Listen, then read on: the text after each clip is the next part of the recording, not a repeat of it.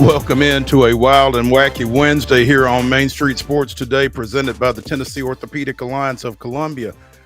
I know you've gotten used to seeing David Wilson and Calvin White on Wild and Wacky Wednesday, but hey, it's the OGs, Maurice Patton, Wade Neely, here with you for the next couple of hours, talking local, regional, and national sports topics. And Wade, you leave town for a few days and all hell breaks loose. Wait, I can't hear you.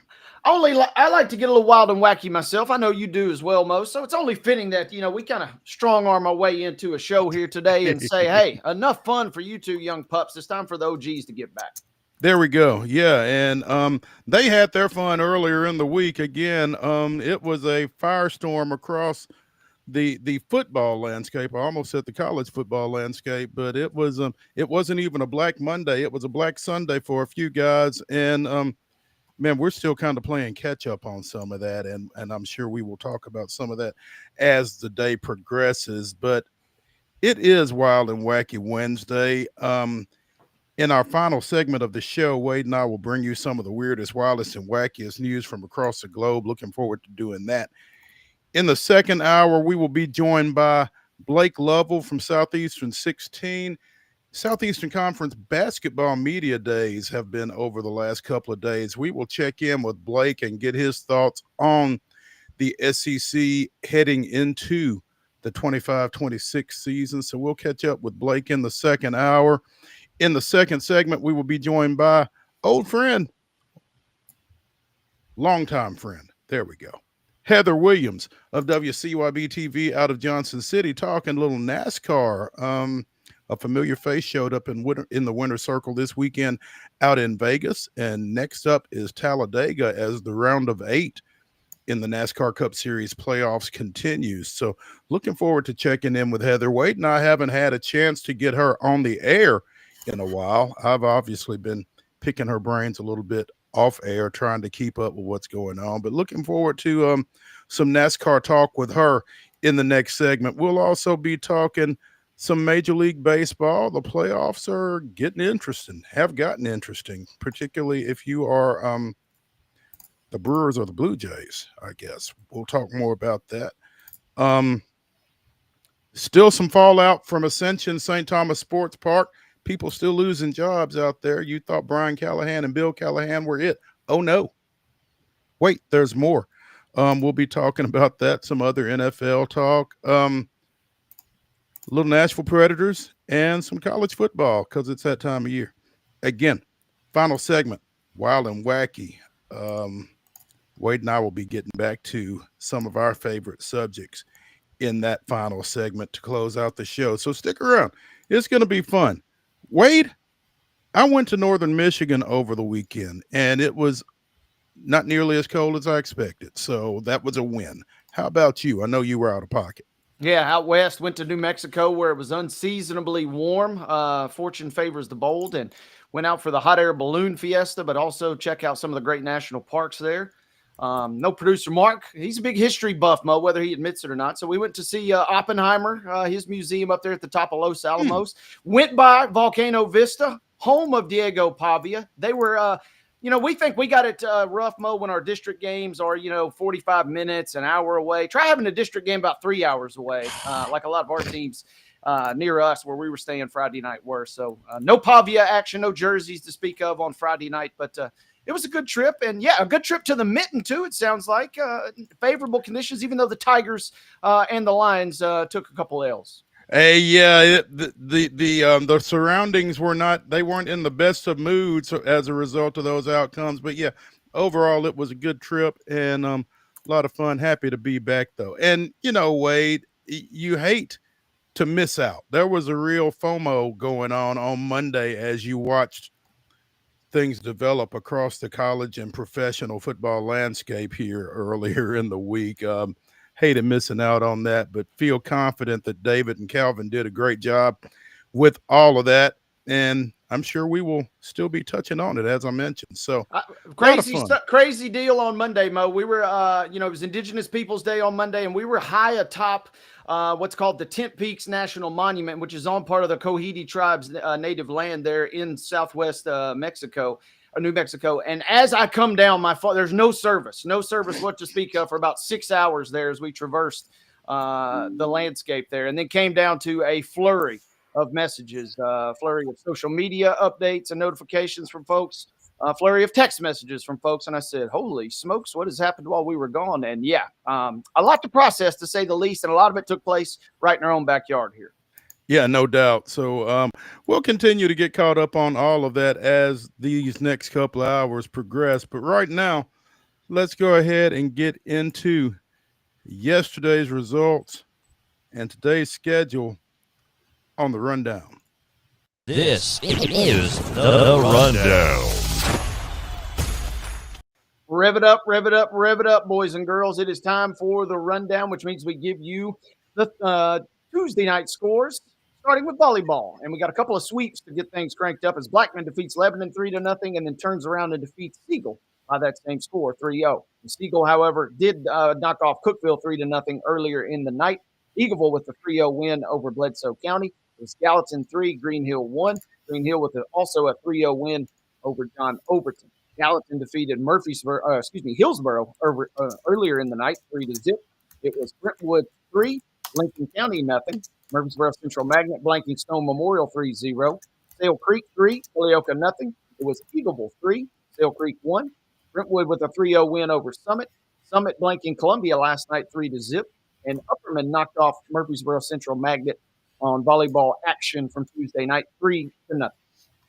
Girls soccer action from Tuesday night. Battleground Academy with a 1-0 win over Columbia Academy. It was Donaldson Christian Academy 3, Providence Christian 1. Fairview with a 10-2 win over Creekwood. Franklin doubling up Ravenwood 2-1. Franklin County edging Columbia Central 1-0. Franklin Road Academy 6, Nashville Christian 0. Gallatin 2-0 over Mount Juliet. It was Hendersonville 4, Beach 1. Liberty with a 1-0 nail biter over White House. Blackman doubling up Oakland 2-1. Siegel 1, Rockvale 0. Stewart's Creek all over Cookeville 9-0. Summit getting past Page 3-2. Sycamore with a 5-0 win over Montgomery Central. Tullahoma 6, Spring Hill 0. And Lebanon defeated Wilson Central 4-1. On the ice last night, it was the Toronto Maple Leafs down in the Preds on the second of a back-to-back. Toronto 7, Nashville Predators 4. More on that later in the show. And in the NLCS, the Dodgers took a 2-0 lead with their 5-1 win at Milwaukee on Monday night. Today's schedule, Game 3 of the ALCS. Seattle going home, taking on Toronto. Seattle leading that series 2-1. That first pitch will be at 7. Actually, it'll probably be later than that. But the telecast starts at 7 on FS1. Ladies and gentlemen, that concludes your rundown.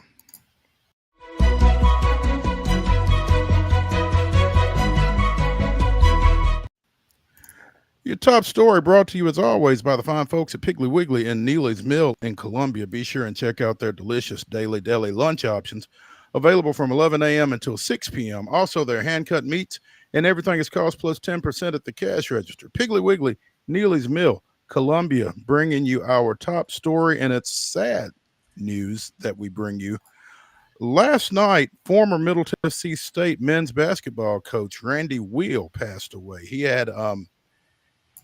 He had been battling pancreatic cancer, had been initially diagnosed, had beaten it, recovered, and it came back again. And anybody who's unfortunately familiar with cancer knows that second time is significantly tougher in most occasions. And that was the case for Coach Wheel, who passed away last night at the age of 74. Spent 6 seasons at the top of the Blue Raider program from 1996 to 2002. And I was fortunate to cover the Blue Raiders for some of that. And man, he was a basketball coach, but that wasn't all he was. I mean, he played at the University of North Carolina, but he was a native of Curacao. And before beginning his college basketball playing career, he served as a policeman on his native island. Also an accomplished musician, an accomplished horseman, a man of many talents. including basketball coaching and playing, and you just hate to hear it. Again, 74 years old at the time of his passing last night. He took over for David Farrar and was replaced by Kermit Davis. And the success wasn't always there for Coach Wheel. Back-to-back 19-win seasons to start his tenure there, but they were entertaining to watch, and he was an entertaining guy on and off the floor. Wade, that was ahead of you, I guess, right? Yeah, quite a bit ahead of me, but the impact goes well beyond, and still reverberates to this day. And read a great profile piece when we heard this news on Randy Wheel, and I love the quote from former Blue Raider Malachi Allen, who talked about him being a father figure to him. And he said his pops was busy working in the steel mills up north, so he was kind of that father figure, which is really what it's all about. The wins and losses are what the wins and losses, especially back then, though. This was a time where being a coach was a little bit more than just what your record was. But I love the final piece. He says he sends me to the Canary Islands, which I'm not familiar with professional basketball in the Canary Islands. Sounds kind of cool. Don't know what it was back in the mid-'90s, but said if he had not urged him to go do that, he wouldn't have met his wife or had his son. So when you got kind of former players leaving quotes like that kind of sums it up. And like I said, the wins and losses are what they are, but making that impact at a place like MTSU, which is a growing campus but still has that small feel, man, that cannot be overstated. Yeah, and MTSU has always been a name, at the mid-major men's basketball level, but with Coach Wheel there, they got a game with Kansas. I was able to go out to Allen Fieldhouse and cover MTSU in Kansas because Roy Williams was there at the time, and they got a game. Kansas came to the Murphy Center, different things like that. He kind of advanced the program in the from an exposure standpoint as much as anything else, it felt like, and had some great players come through there. You mentioned Malachi Allen, Ailton Tesh, Kent Ayer was there when Coach Wheel was there. Just kind of continuing the impact of MTSU basketball. And, unfortunately, his passing again last night at the age of 74. Tough loss for the MTSU community, obviously for his wife, Connie, and his son, former Vanderbilt baseball player, Xander Wheel. And, Coach Wheel will be missed. So wanted to be sure and pass that along as we found out about it earlier today. So. And like you said, kind of setting the stage too, right before Kermit kind of really took things. And, obviously we have fond memories of the Kermit Davis era in times, but it was not necessarily the easiest transition, wasn't necessarily the easiest start. So, but I feel confident in saying that if not for a guy like Coach Wheel, who kind of laid the foundation, it could have been a heck of a lot bumpier for Kermit and for obviously the great things that MTSU has gone on to do in men's basketball since. So there's something there, but I love just kind of these, and we're talking the mid-'90s and early 2000s, which technically is a long time ago. I hate to say that, but also doesn't seem that long ago. But there are so many charismatic characters that have been on that campus as long as we can remember, and he's just kind of one of many. But he also was a key one of many in that era. It really was, and it's easily kind of overlooked because, again, as we mentioned, the record was not glowing, but definitely did some great things while he was there. Handed it off to Kermit, like you said. Things weren't always great early on with Coach Davis, but everybody remembers the back-to-back NCAA tournament victories and that kind of thing. So kind of helped keep MTSU basketball in a relatively good place during his 6-year career there from 1996 to 2002. Former Blue Raiders coach Randy Wheel passes away Tuesday night at the age of 74. Again, condolences to his family and to the MTSU community. Let's go ahead and take a break here as we get Wild and Wacky Wednesday started on Main Street Sports Today, presented by the Tennessee Orthopedic Alliance of Columbia. When we come back, we'll talk a little NASCAR with Heather Williams from WCYB-TV in Johnson City. Stick around.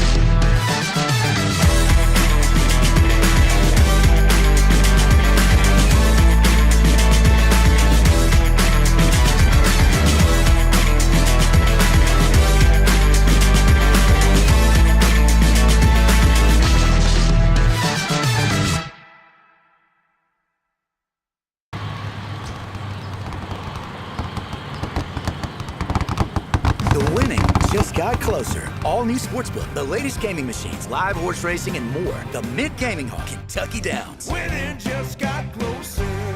Deep in a forest at Nashville Zoo, new creatures here for you to view. Phantoms graced in black and white swing high in trees of dappled light. In rocky crags, tall and steep, small antelopes with nimble feet. A wise old man with beard of white, a sentry perched on stony height. Amidst it all, a hunter lies, with coat of gold and steely eyes. A new adventure just for you.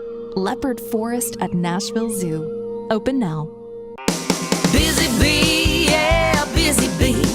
If you need... Hold on, y'all, hold on. I need to make a call.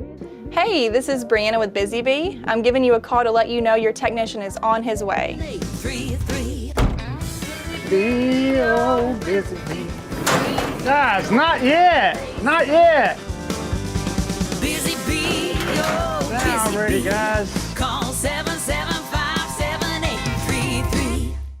Custom Stone Handlers supplies over 600 distributors and suppliers with quality stone products. Along with Riverstone, we produce and distribute over 100 building, landscape, and other bulk products.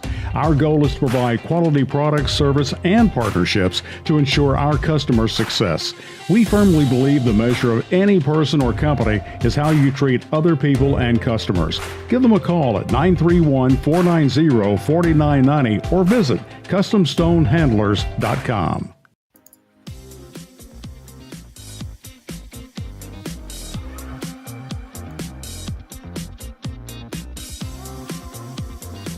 We continue Wild and Wacky Wednesday here on Main Street Sports Today, presented by the Tennessee Orthopedic Alliance of Columbia. I'm Maurice Patton. That's Wade Neely. We are awaiting the arrival of our next guest from WCYB-TV out of Johnson City, Heather Williams, to talk a little. There she is. I'm here. Heather Williams from WCYB-TV out of Johnson City, joining us here on Main Street Sports Today. And Heather, I was on Instagram late last night, and that's a mistake. No, actually it wasn't. It was great fun. Heather apparently a few years back did the Johnson City version of Dancing with the Stars. Actually, it was so long ago. It was the Chattanooga version of one of her performances. I assume there was more than one. Yeah, actually, that was the Chattanooga. It was so the Chattanooga version. It was Chattanooga's version. Well, that was 15 years ago. She looked quite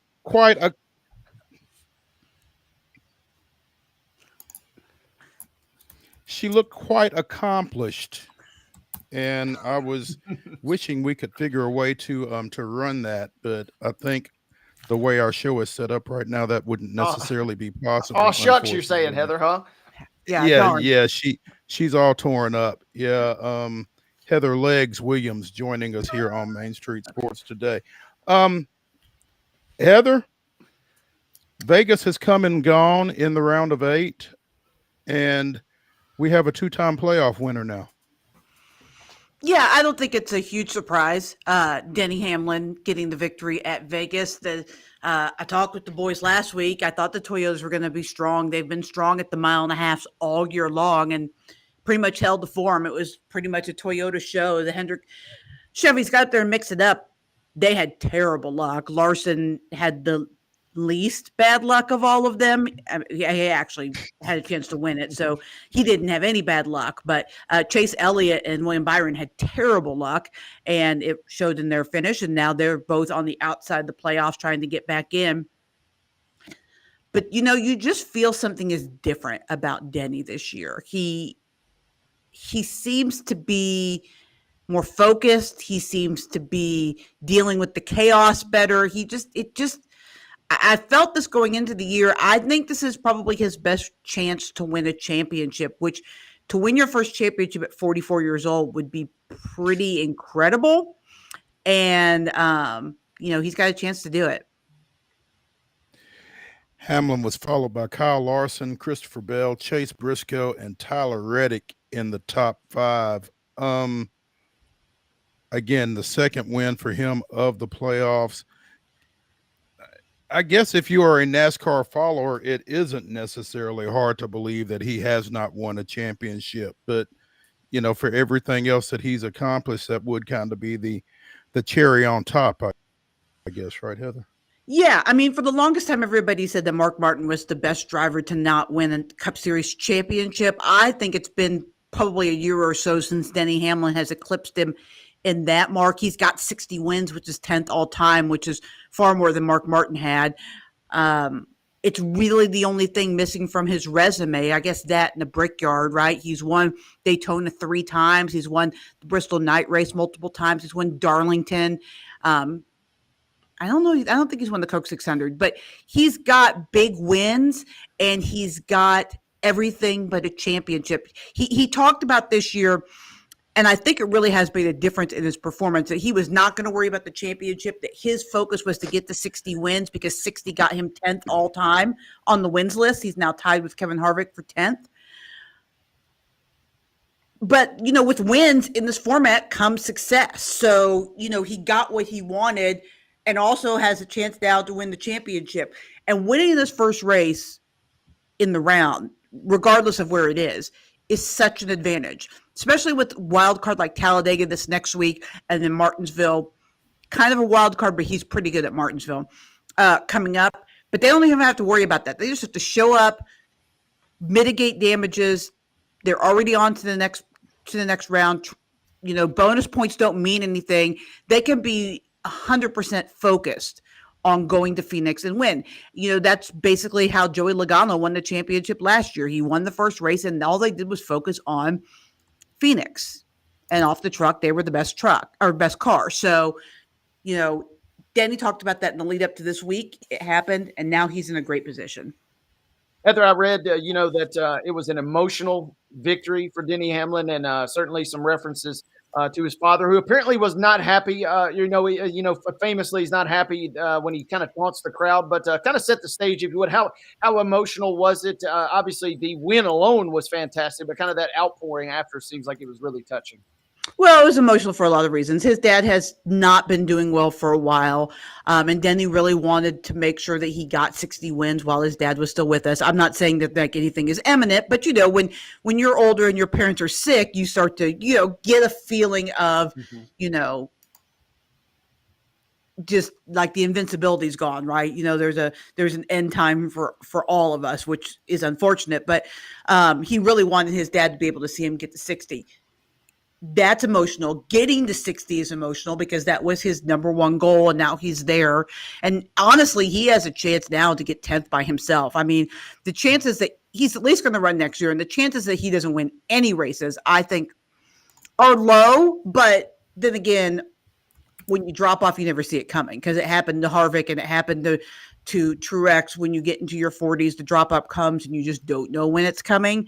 But I will say that Denny is far more dedicated to the workout and the sim time and all that kind of stuff than Harvick and especially Truex were at the end of their careers. So I think that could help extend his career a little bit. But it was really nice that the fans cheered him. He's very much embraced this villain role late in his career, but it was nice that they respected what he had done, that they were present enough to understand the moment and respect that and cheer him. And I think that made him emotional because he's so used to getting booed, and to hear the cheers was pretty cool for him. I loved also too, he kind of put it into different sport context. I love when NASCAR kind of transcends different sports. And he said it felt like that run that he kind of went on where he goes from sixth to first, making a good little push. He said it felt like hitting a game-winning shot in an NBA playoff game. And I just love that these drivers are so in tune, and I love when they kind of put different parallels. I would argue, though, Heather, that's more impressive because it's got to be sustained. You flick the wrist one time on a shot, and if it goes in, it goes in. If it goes out, it goes out. But you got to be on your P's and Q's to make a run like he did to get into first and ultimately win that thing. I couldn't do either one. So I got mad respect for both of them. Also that. I got mad respect for both of them. But, Denny's a huge basketball fan, right? He's courtside at the Hornets games a lot. And obviously his co-owner of his race team knows a little bit about basketball. So it's a pretty easy reference for him to make because I would say that if he was not a NASCAR driver, he would probably be involved somewhere in the NBA. Probably not a player. He doesn't have that kind of skills, but he's a decent little baller, but not like that. And he's only like 6 foot. That would hurt him a little bit. And Heather, also, we talk so much about the guys, obviously, that pulled this, and he was certainly a big storyline. Give us some other takeaways, some other storylines in your mind coming out of this past weekend. Well, as I mentioned briefly, the Hendrick cars, with the exception of Larson, are in some trouble, but not huge trouble. I talked earlier today with Chase Briscoe, who went from being out to being in with his performance. But he said, half the field, 4 of the 8 had issues. So other than Denny, they're all still really kind of bunched up because the guys that were out are in now. And with the exception of Logano, and the guys that are in are out now. And so, there's 20 some points. I mean, that's a lap 2 big one at Talladega, and you're right back in it. So I think that's the big story, is how many drivers had issues. The one that gets a lot of play is obviously the Ty Dillon trying to come on to pit road and William Byron not knowing it, closing on him very quickly and slamming into the back of him and destroying both of their cars because Byron was leading the race and was the regular season points champion. And now he's on the outside going to 2 tracks that he has not been great at. He's good at Martinsville, but usually in the spring, not in the fall. And he's not been great at Talladega. So I think he's the guy really to watch because he's the one I think has the biggest uphill climb to try to get into the championship for at this point. Mm-hmm. Heather Williams of WCYB-TV joining us here on Main Street Sports today, presented by the Tennessee Orthopedic Alliance of Columbia, talking a little NASCAR. Dropping back to Hamlin for just a second, Heather, with that 60th win. Again, he is among the top 10, tied with Kevin Harvick, as you mentioned. The top 8 guys in wins and cup victories are all in the Hall of Fame. Harvick and Kyle Busch are not to this point. Busch 9th with 63 career victories. Again, Harvick and Hamlin with 10 each. With 60 each, tied for 10th. What is the waiting period for Hall of Fame induction? Is that the issue with Busch at this point? Has he not been out long enough, or Kyle's still active? Do we think that there's Kyle Busch is still active. Yeah, and Kevin Harvick will leave out. Yeah, you're confusing with Kurt, who went in last year. But Kevin Harvick is only 3 years. It's 5 years from full-time competition. So you can still race part-time, but it's 5 years when you retire from full-time competition is when you're eligible. So Harvick and Busch will both be in the Hall of Fame as soon as they're eligible. I would expect both of them to probably be first ballot guys since they're in the top 10 in wins. Because Kurt was a first ballot guy and he's not as high up on the wins. I would expect both those guys to be in first ballot. And I expect Denny to be in whenever he retires, regardless of whether or not he wins a championship. I feel like he's in at this point. Okay. All right. What are your feelings as far as Talladega goes? You mentioned who might or might not be in trouble, but is there anybody, or I know you don't like picking particular drivers. Is there any card that things would bode particularly well for at Talladega, do you think? Well, Talladega this race particularly has been really good to the Fords. It's a good track for Ryan Blaney. He's won here when he's needed to in the playoffs in the past. It's such a wild card in the way that luck, I don't want to say luck, but positioning and other people's issues can affect you at Talladega more than any other track because of how tightly they run together. I hate using luck when it comes to Talladega. A lot of people do, just because there is an art to super speedway racing, and you can see the guys that really believe that and practice that because they're consistently the guys that are up front. So you look at Ryan Blaney, you look at Austin Cindric is up there a lot. Bubba Wallace is up there a lot. And you can tell that there's a reason to the madness. It's not just all chaos. But there's going to be guys going into this race with completely different agendas. When I talked to Chase Briscoe earlier today, he's like, we're going to go in there trying to get as many stage points as we can in the first two stages in case we don't make it to the third stage. He's like, now we could wreck in the first stage and get no stage points, but the plan isn't necessarily to win. It's to get as many points as you can. Because if any race in the playoffs is going to have a non-playoff driver win, this would be the race. Ricky Stenhouse Jr. won this race a couple years ago as a non-playoff driver because he's another one that's really good on the super speedways. It's just so hard. It's so hard to predict. I would say that it will probably be a playoff driver. I don't want to go all in because Stenhouse and Austin Cindric and some of these guys that are good on the super speedways do exist. Chris Buescher's another one that's pretty good. Brad Keselowski's really good at Talladega. But I would say I would lean more towards the Fords. Last week I was all in on the Toyotas. This week I lean a little bit more towards the Fords. And honestly, the Fords are the ones that need it. If you look at the Fords that were in the playoffs, they're out currently. It is, if I'm not mistaken, it is one Hendrick driver and three Gibbs drivers that are currently the four that are in the position to transfer into the Final Four. And one's already locked in Denny Hamlin. So the Fords need a good run, and this is a pretty good track for them to go to. Heather, big picture NASCAR wise, I always like when things kind of, people start just stroking their chin and wondering. I read an article on The Athletic not too long ago.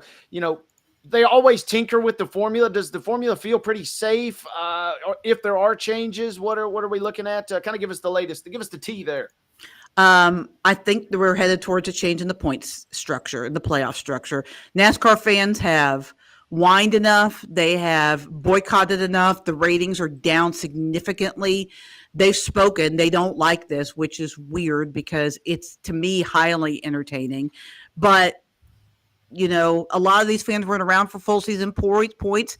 I guess they're going to, fans 25 years ago hated full season points. They hated Matt Kenseth winning a championship by only winning one race. That's why we got the playoffs in the first place. Why we got what was known as the chase for the championship, to try to make the points race more interesting.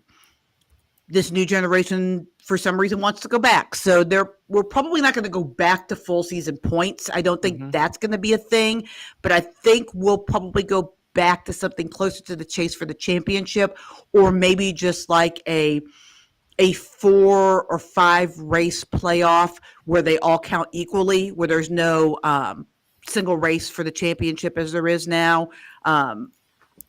But I guess we'll see. NASCAR is definitely going to do something with the points at the end of the year.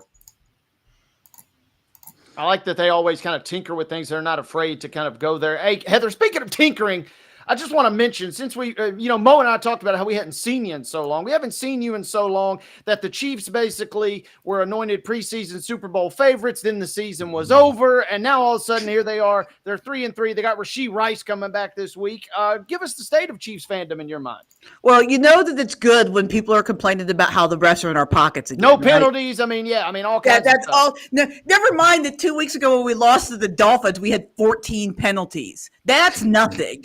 This week we had no penalties, which we did have penalties. They were just declined. but we had no penalties on the books, and all of a sudden the refs are back in the pocket. I need to know whose check is bouncing, and they need to get their stuff together so that the check clears every week, so we're winning every week. Because this back and forth thing is making me crazy. I don't know if you saw the tweet. Some television station in Utah tweeted out some study that UTEP did that supposedly showed that the refs were in the Chiefs' pocket. Well, what's so funny about this is it starts in 2015. Alex Smith was the quarterback of the Chiefs in 2015. They won 7 games, missed the playoffs, and Patrick Mahomes was still in high school. So apparently the refs were Notre Dameses all the way back then, knowing that the biggest star in the league was going to end up in Kansas City, and they had to start fixing games back then. That's how any good scam works, Heather. You got to, grease the skids a little bit before. You don't want to just implement it as soon as Mahomes takes over. Got to play the long game. They knew that Mahomes was going to be a high draft pick while he was still in high school and end up in the Chiefs. They were going to trade up for him the whole 9 yards. That is amazing. I need to take them to Vegas with me.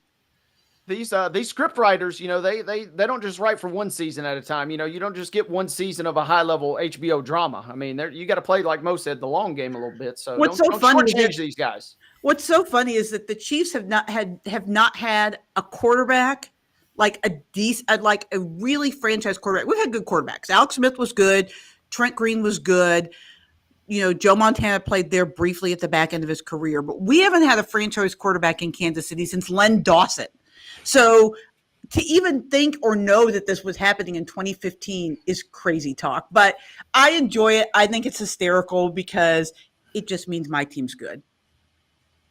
And in a loaded division, suddenly they seem like that maybe, Denver, a few holes poked. We talked about the Chargers. Their offensive line is held together by duct tape at this point. It feels like vibes are turning. The schedule is, challenging for KC here in the next 6 weeks or so. But, I mean, if there's one team that's equipped to do it, it is these guys. And that was part of the thing with the Chiefs' schedule to begin with. The front end of the schedule is incredibly loaded. I mean, they play easily and have because the schedule is set up for you not to make the Super Bowl every year. The NFL wants parity. So they played, the Chargers, they play the Bills, they play the Ravens. Like they're playing the top teams in the league.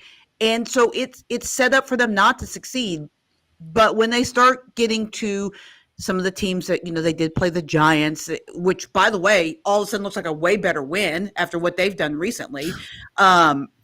The schedule does start to, once I get past the Bills here in a couple of weeks, it does start to get a little bit easier because then they're just mostly playing a lot of the teams in the AFC West, which it's not exactly a cakewalk, but it's not the Bills and the Lions and the Ravens either.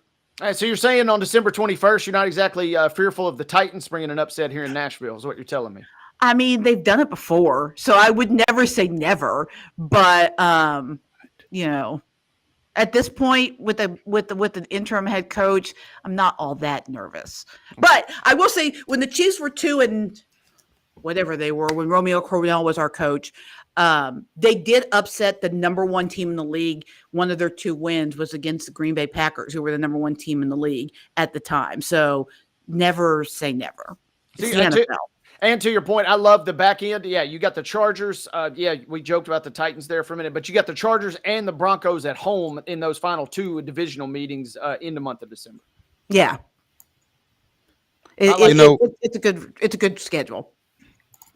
Heather, you forced me as you were mentioning some of the quarterbacks that have taken snaps for the Chiefs, and I went back and actually looked. And it's rough.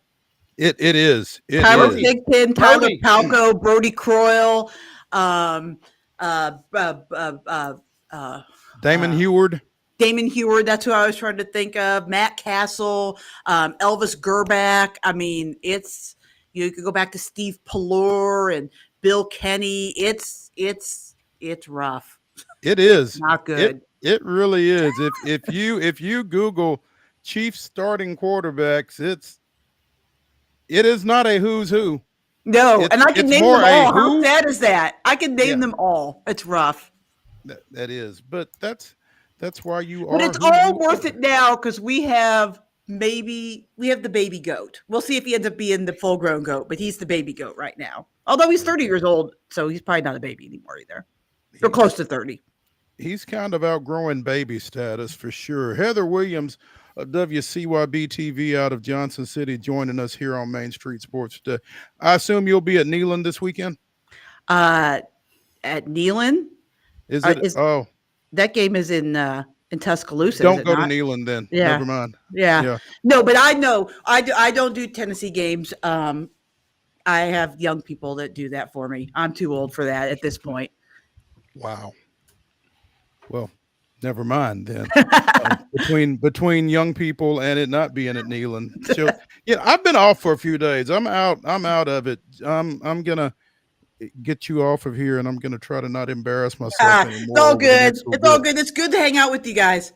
Yeah. Well, we enjoyed you coming on with us as well, and we'll catch up, Heather. All right. Talk to you later. See ya. Thanks. Let's take a much needed break here on Main Street Sports Today, presented by the Tennessee Orthopedic Alliance of Columbia. When we come back to continue Wild and Wacky Wednesday, we'll get into some Major League Baseball. Stick around.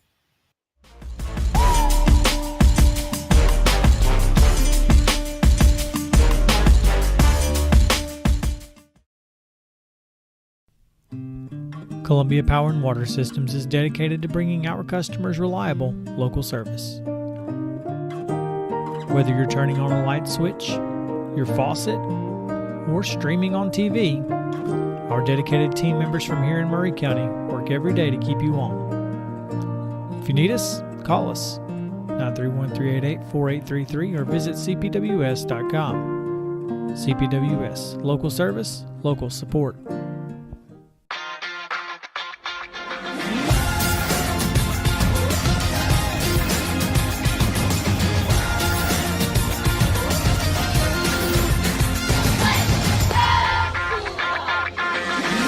Zion Christian Academy at zioneagles.org or 931-388-7531. You can schedule your appointment to visit their beautiful campus. Again, zioneagles.org or 931-7531 to schedule your visit today.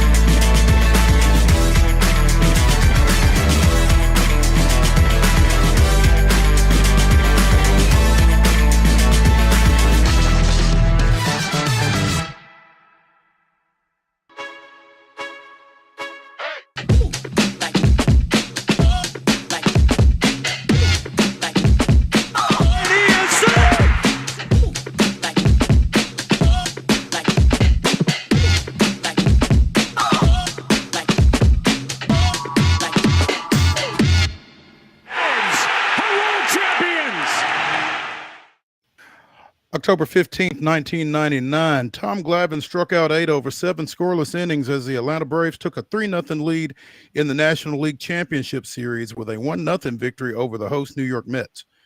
Gerald Williams scored a first-inning run following Mike Piazza's throwing error on a double steal, and Glavine, Mike Remlinger, and John Rocker made it stand up. The Braves dropped games 4 and 5 before closing out the series in Game 6. That was this day in Braves history. Getting into this year's postseason, the Los Angeles Dodgers are bringing starting pitching back. Blake Snell going deep into Game 1 and getting another 8-inning start last night in quieting the Brewers at American Family Field. 5-1 was the final last night. Dodgers taking a 2-0 lead back out west for Game 3 tomorrow. Looking pretty good. And Milwaukee had those kind of problems at home. You got to wonder how they overcome this, especially when the starting pitching is doing what it is for the Dodgers right now. Yeah, well, you said it. It was an absolute clinic last night from Yoshi Yamamoto. And I mean, saw a video. You know, he's got some unusual warm-up routines, but hey, what he does works because we saw a true throwback last night, Mo, the complete game. I was wondering if they were going to pull this guy out after the 6th, the 7th, I said, surely they're not going to, let him roll out for the 8th or 9th. But yes, rolls out there, 111 pitches, ended up with 7 strikeouts. And crazy stretch. He had 2 strikes on 6 different batters in a row before Milwaukee ends up putting him in play in some capacity, or else those strikeout numbers could have been even higher. This was the very best. This is a guy that's been up and down this season, battling some injuries and whatnot. But last night, he put on an absolute clinic. And I'm not going to say close the door on Milwaukee because, man, they were so good this regular season. Mm-hmm. But it is hard to see them getting at least the 2 wins they're going to need out in L.A. to keep this thing alive. Yeah, and, you talk about I just went blank on his name. Last night starting pitcher for the Yoshi. Dodgers, but Snell goes 8 in game 1, and I was kind of surprised he didn't come back out. Yeah, and also, it also makes it a lot easier when we see the Dodgers getting some extra run support. Runs in the 6th, 7th, and 8th. We saw Max Muncy with his first home run of the postseason, first RBI of the postseason in the 6th. That made it a little easier. And Ohtani had basically been on a milk carton for a lot of the postseason thus far. Boom, he comes up, bases loaded, just immediately rips a single to right. And that makes the decision for Dave Roberts a heck of a lot easier when now you're leading 4-1 and then eventually 5-1. Don't have to tap into the bullpen, but a 3-hitter in the postseason. And that was the ultimate kind of kick below the belt there for the Brewers. When you got Jackson Chourio leading off basically, the first player in MLB history to have 2 leadoff home runs this early in his career. He leads it off with a dinger, and you're thinking, okay, Yamamoto is going to fall off a cliff here. Things are going to go Milwaukee's way. That's the ultimate kind of proverbial nut shot in the sense that you end up only getting 2 more hits the rest of the night. That's your only run, and you get basically embarrassed at home. That was a tough one to swallow if you're a Milwaukee fan after last night. It's a tough one to swallow, and it's a tough one to envision bouncing back from, to be honest. Again, go back west for games 3 and 4. You might be thinking sweep here. Yeah, that's what I'm saying, and they're going to need to win at least 2 of the 3 out there to send this thing back to Milwaukee. And this is why baseball is so maddening, right? You play 162 games. You are clearly the best team during those 162 games, and it does not matter one bit or one iota when you get into it down the stretch. And L.A., for all the jokes and all the laughs about the evil empire, the Death Star is still shining high and bright above the sky there at Chavez Ravine because these guys look like the inevitable Dodgers that we thought at the beginning of the season they would be. Now all of a sudden they feel inevitable, and it's kind of just a question of whether or not the Mariners perhaps might have the goods to get them on the other side because it does not feel like the Brewers are going to be able to bounce back. I hope I'm wrong. I hope we get a good series, but it does not feel like it's coming.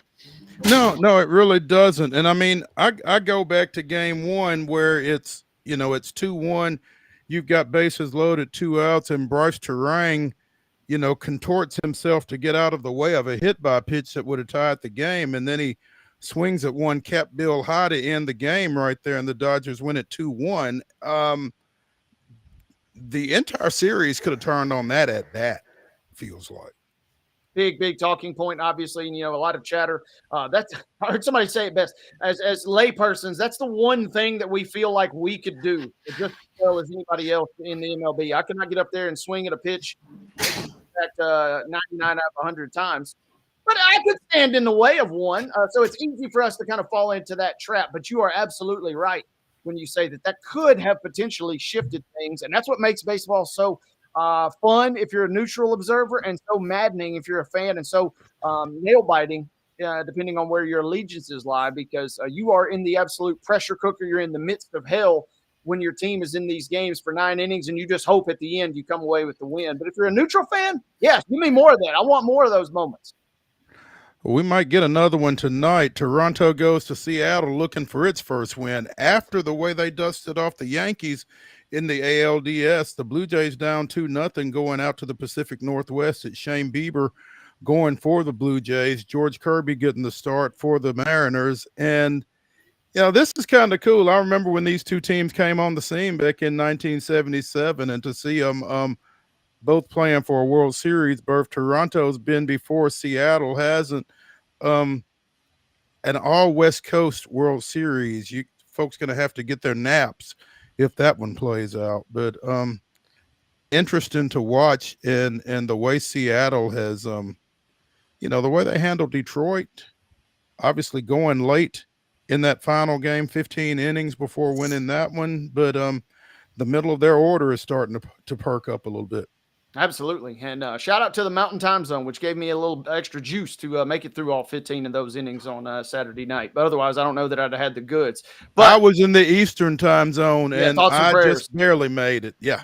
Thoughts and prayers to the Eastern Time Zone, the worst time zone. I'm just going to go ahead and point that out yet again, as we often discuss in terms of No sports argument fandom. here. But with that being said, yes, they're not as big of a favorite as the Dodgers, who are listed as minus 1,000 to win the series, but they're pretty close. The Mariners are sitting there at minus 650, and it feels similar in a sense. The Blue Jays weren't on quite the run that the Brewers were over the course of the season, but man, did they have their moments.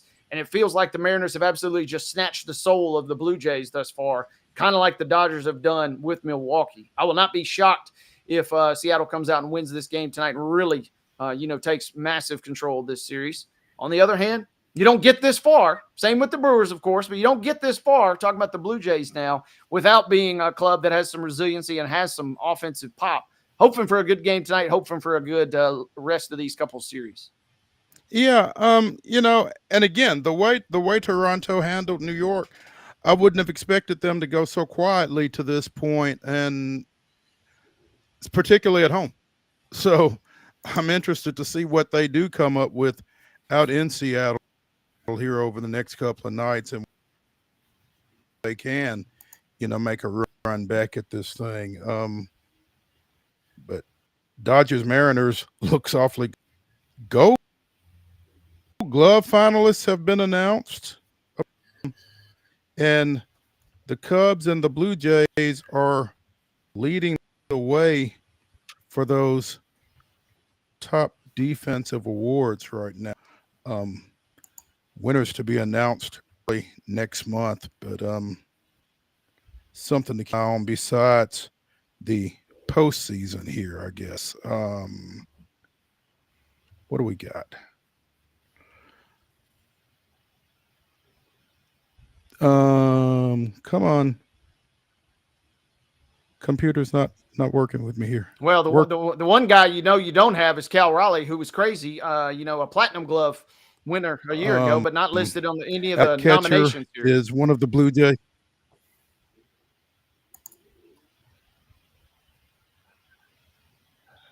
Well, the American League, you've got Dylan Dingler of the Tigers. Again, Alejandro Kirk from Toronto and Carlos Narvaez of Boston. Ty France, who pins in the Blue Jays, is a finalist at first base, as is Vladimir Guerrero Jr. and Carlos Santana of the Guardians. Toronto also has Andres Jimenez at second, Ernie Clement at third, and who else? Also, Ernie Clement at utility player. So those are your Blue Jays that are nominees. In the National League, Carson Kelly at catcher, Nico Horner at second. Ian Happen left, PCA in center, and pitcher Matthew Boyd for Cubs. So they've got 6 in the National League finalists. Cam Smith, the rookie for Houston, is a finalist in right. Maybe the only Astros finalist. No. Hey, man, Mauricio Dubon for the utility spot. Yeah. Dubon, yeah. Let's see. The Braves have Olsen at first. And Nick Allen at shortstop. Good for him. I don't know that he'll win it because you've also got Short and who is your third shortstop finalist there? Mason Wynn from St. Louis.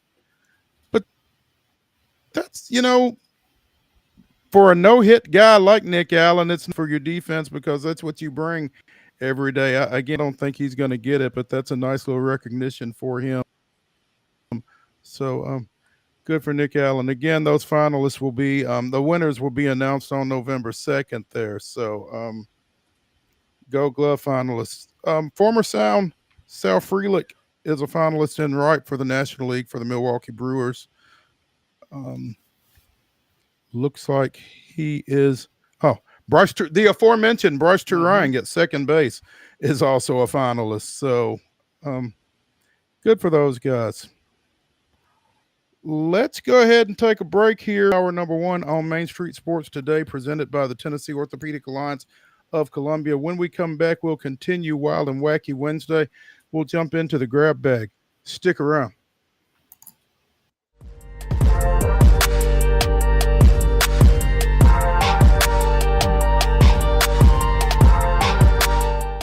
Jones & Lang Sporting Goods here in Columbia has been outfitting teams, officials, and anybody else from T-ball to college for 50 plus years. Be sure and check them out at 931-388-8060 or online at jonesandlang.com. Jones & Lang Sporting Goods, the look of a winner. Zion Christian Academy at zioneagles.org or 931-388-7531. You can schedule your appointment to visit their beautiful campus. Again, zioneagles.org or 931-7531 to schedule your visit today.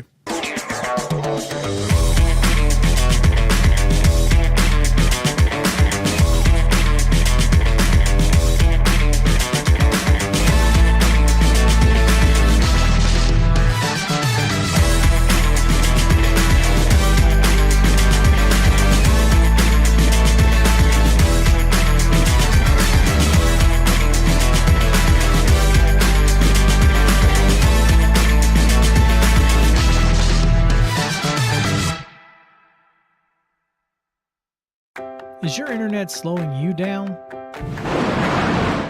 It's time for an upgrade. Whether you're at home, working from your home office, or at your business, it's time to unleash the speed you need with speeds up to 1 gig at CPWS for as low as $70 a month. Give us a call, 931-375-7777. Local service, local support, CPWS. Piggly Wiggly, located in Neely's Mill Shopping Center, is Columbia's locally owned and operated Cost Plus 10 grocery store dedicated to serving the community with low prices and smiling faces. Piggly Wiggly offers fresh, hand-cut meats daily as well as daily hot plate lunches from their deli counter. You're certain to see smiling faces and a helping hand when you're here at Piggly Wiggly. Come by and check out our fresh produce, high-quality meats, and more. Down home, down the street, we'll see you at the Pig.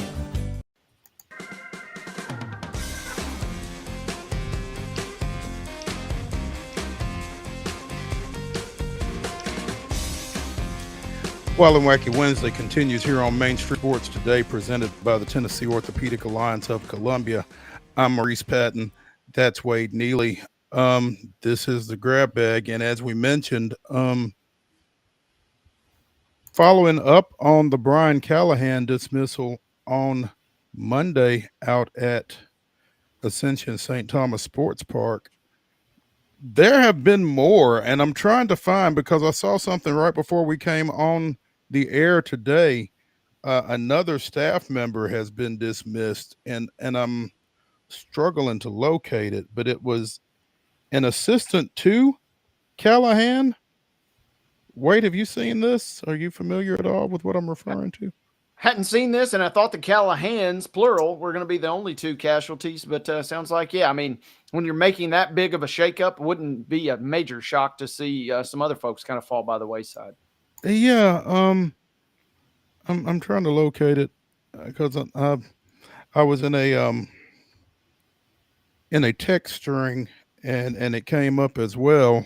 A to Z Sports was reporting it, but I can't find it, and I can't remember the guy's name, and I feel bad about that. But yeah, that's all right, here we go. You are correct. A to Z Sports reported that Brian Callahan's, quote, right-hand man, Tom Jones, epic name. There we go. Was fired earlier Tuesday. Details not coming out till today.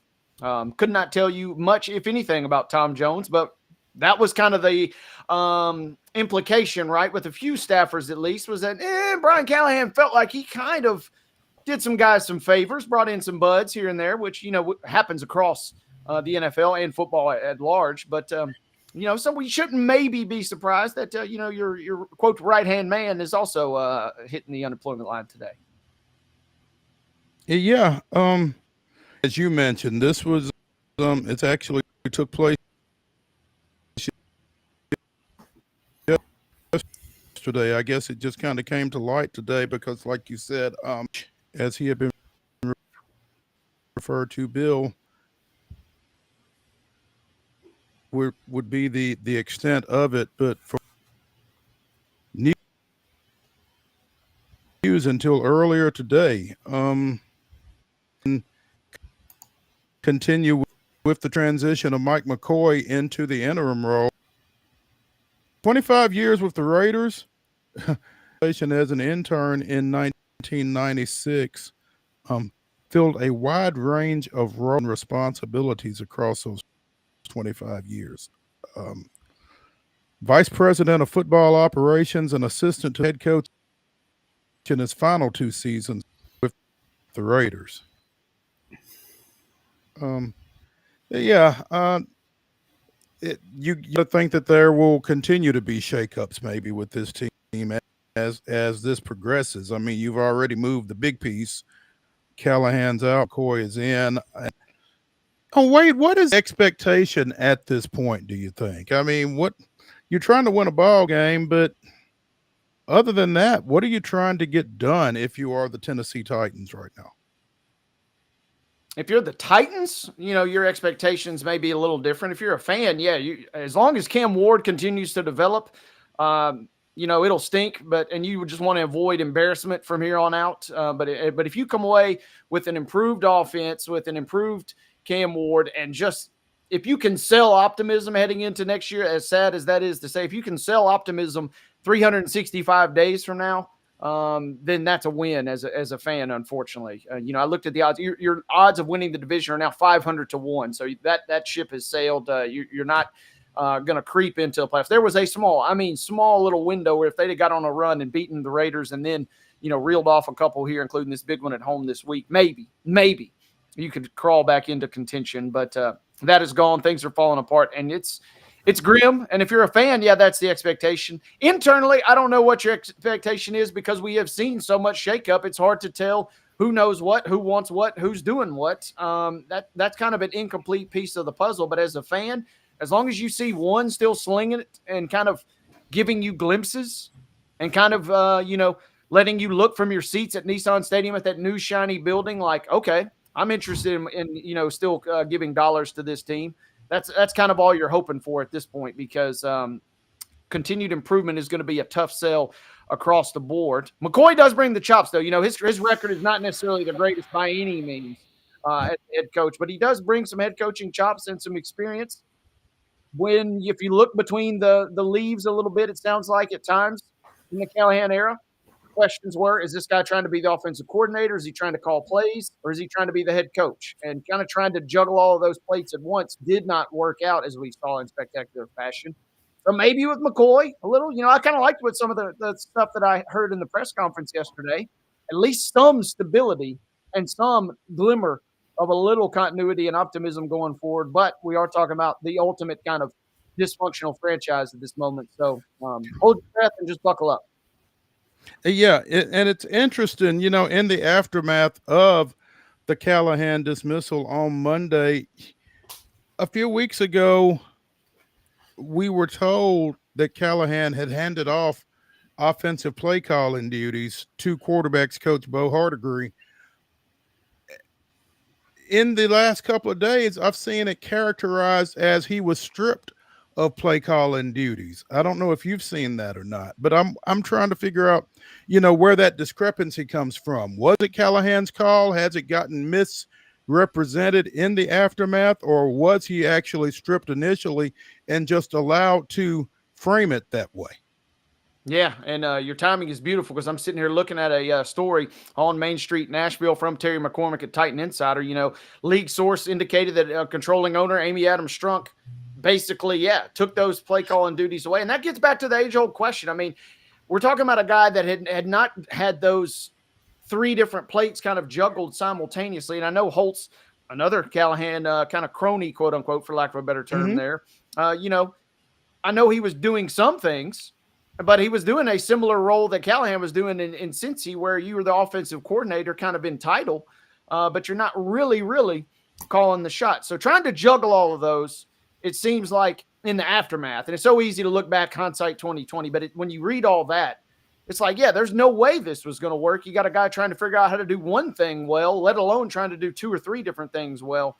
And it all kind of comes crumbling down. It all kind of implodes. But yeah, it seems like Miss Amy called the shots there and said, you know what?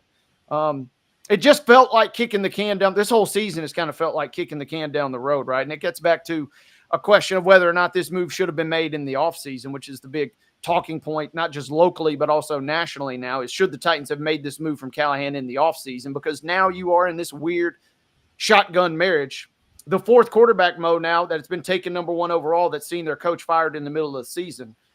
It is not good for continuity. Not to say that Cam Ward can't pull himself up by the bootstraps and kind of grind his way and will his way to some wins here, but you're not setting your guy up for success. And that's, that's what they talked about the whole time, was setting him up for success. And you pull his head coach, his play caller out from under him. And I'm just kind of baffled, though, again, by allowing him to pitch it as, I just needed to get that off my plate, and not, I was told I needed to get that off my plate, in terms of play calling. And, there were questions at the time about why it was hard agree and not holds. And seems like some misinformation coming out of Titans camp. And I don't think that's a good place to be either.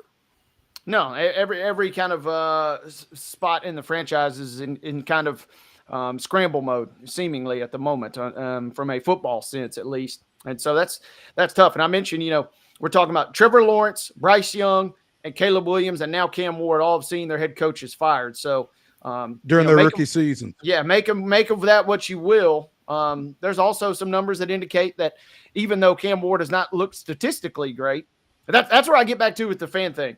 The fans that are watching every single play and the insiders, hawking the all 22 every game, there are some moments of brilliance and some moments that, they say, okay, this thing looks pretty good. Statistically wise, though, we're talking about one of the worst 2 quarterbacks in the league in terms of some of your metrics. So if you can improve those metrics to go along with those flashes that you kind of see when you really look between the layers there, that would be a success down the stretch. And I think McCoy is going to be dedicated.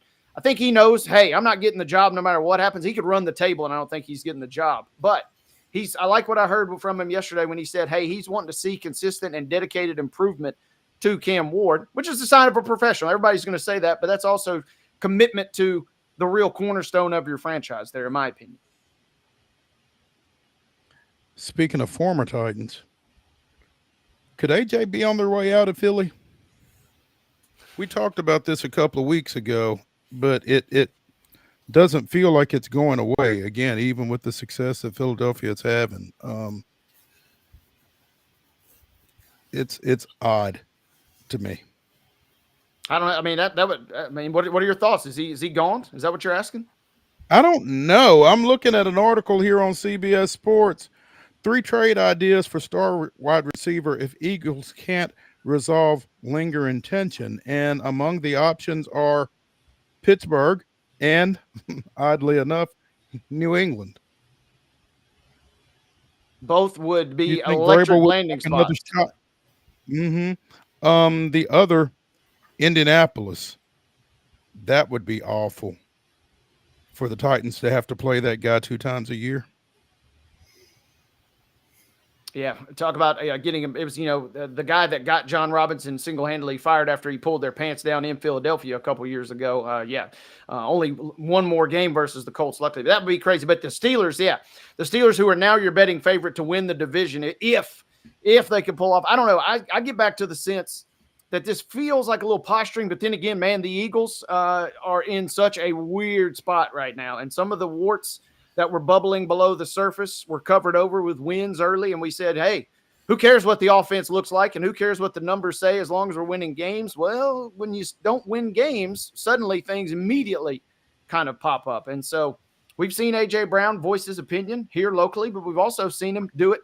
I wouldn't be shocked to see him just kicking it. What happened to the shots of A.J. reading his book on the sideline that he claimed that he did every game, right? He claimed that was part of his daily ritual on the sidelines, but now all of a sudden we don't see those. It's about time for A.J. to bust the book back out in Philadelphia, I think, is where we're headed right now. AJ might be headed back to the library, huh? Yeah. Interesting stuff for sure. And as has been pointed out on numerous occasions, the Titans have Vrabel and the Patriots rolling in here on Sunday. I wonder how much of an impact that was on this week's decision. I mean, as badly as things are going, do we want this guy here when Vrabel comes in to get out on his immediate replacement? I mean, I don't know that it's going to be any different regardless of who it is. I think if Vrabel scores 50, it's because he couldn't score 60. I mean, I think it's going to be as bad as he can make it Sunday when they come in here, regardless of who the coach is. So I don't know if that had anything to do with the timing of Callahan's dismissal or not, but it's interesting timing. The timing obviously lends you to believe that there was no way, shape, form, or fashion that you are letting Vrabel, your old coach, come in, your old girl come in and, embarrass your new girl, right? There's no way it feels like that it was going to play out. And probably, if not for a fluke victory, the flukiest of victories in recent NFL history, this decision might have been made if this decision gets made 2 weeks ago, the conspiracy theory watchers are not quite as out in full force as they are this week, but you did get the win. And so now all of a sudden it's like, hey, my initial thought was you maybe lose both of those games. And then Vrabel comes in, gets the win. The Patriots playing very, very well. Division leading Patriots playing very well. Right. And then all of a sudden, you pull the plug then, but feels a little petty in that regards, but I mean, it's a petty league we're talking about. So, you're not even going to get the chance to come in and beat your successor. You got to beat poor old Mike McCoy. Yeah, it's unfortunate for Mike. And Mike's just kind of an innocent bystander in this whole situation, and he's gonna take this one on the chin. It's just really tough to envision the Titans in their debut under their interim coach taking on the AFC East leaders and getting a win out of this one as badly as they've been. So yeah, it's a tough debut for Mike McCoy, it looks like. Yeah, well, you got to also factor. We've seen some crazy results in this league, and if the Titans at 7 points, the underdog, if you tell me they come out and win this game, interim coach bump, everybody is going to be kind of jazzed up. The ones that are really still kind of dialed in for this season are going to have a little extra juice. It's the NFL. Anything can happen. I will not be shocked if the Titans come out and play well or maybe even somehow scrap a victory. But yes, the deck is kind of stacked against them heading into Sunday. It really feels like.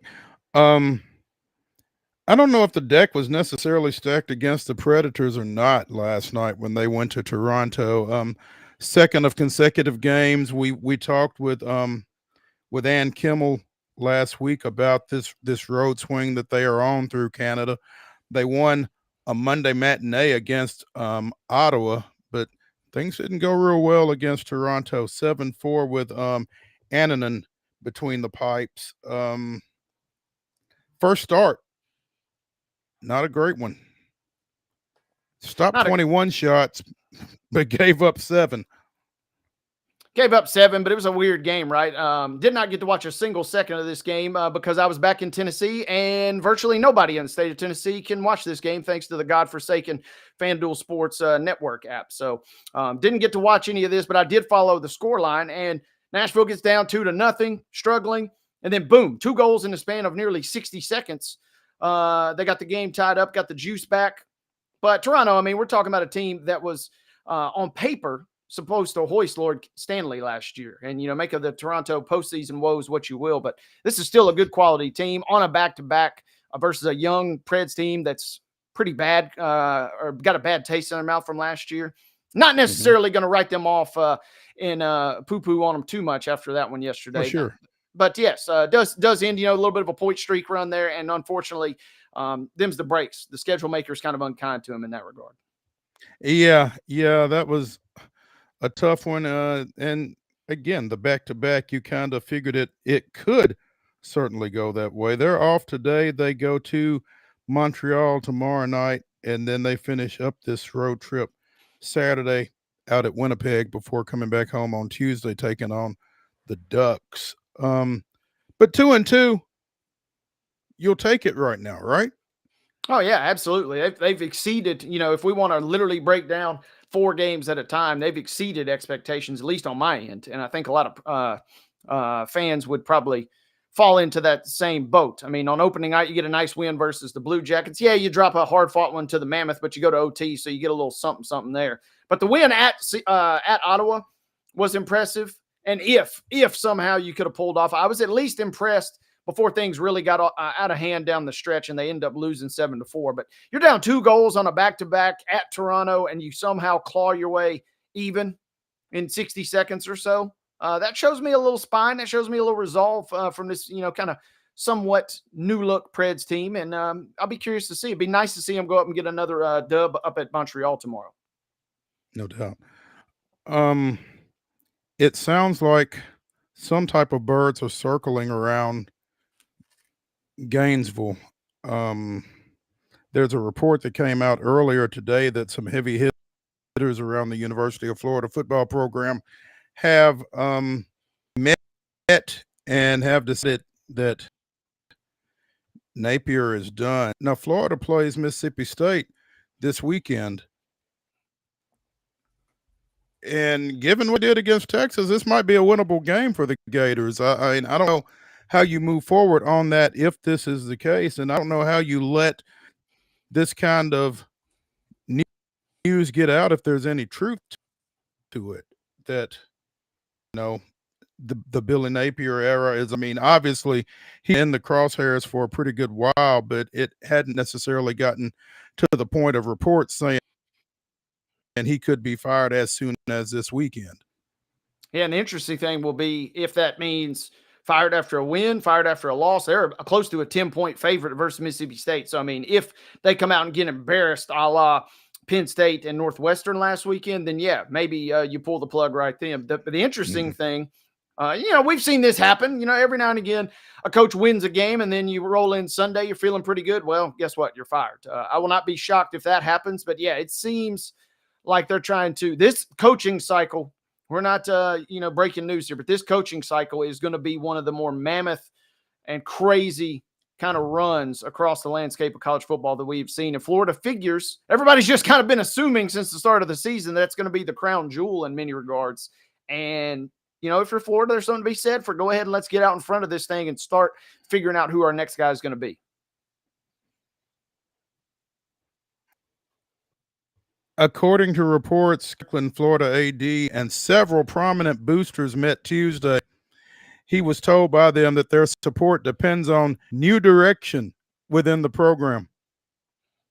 So make of that what you will. Like you said, it felt like this should have taken place last year and somehow it didn't. And now you're kind of back here again. But, he keeps playing his way back. They're a 10-point favorite this week. Can you fire a guy after a win? It's the whole thing just feels bizarre. Feels bizarre. And yes, you can fire him after win, but the real interesting thing is going to be if you win this game, now you're 3-4.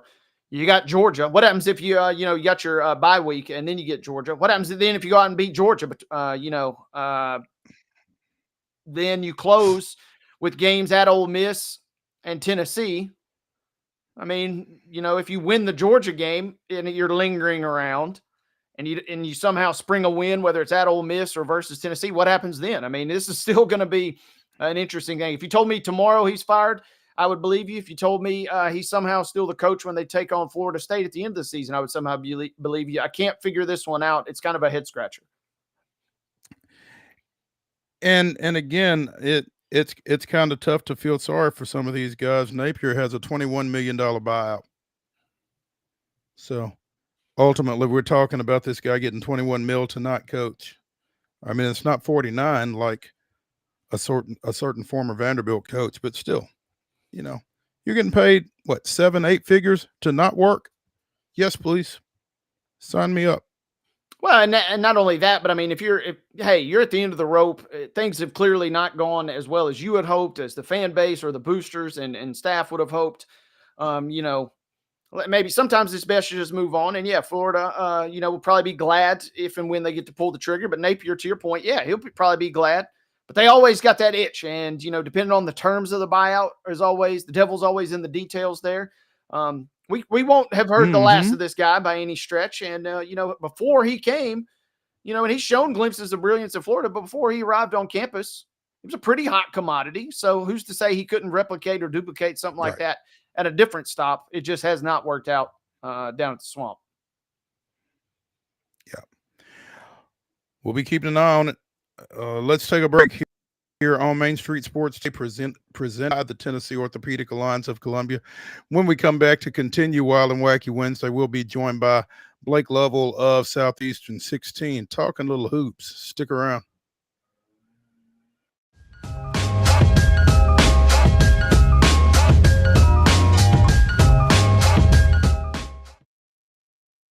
Deep in a forest at Nashville Zoo, new creatures here for you to view. Phantoms graced in black and white swing high in trees of dappled light. In rocky crags, tall and steep, small antelopes with nimble feet. A wise old man with beard of white, a sentry perched on stony height. Amidst it all, a hunter lies, with coat of gold and steely eyes. A new adventure just for you. Leopard Forest at Nashville Zoo. Open now.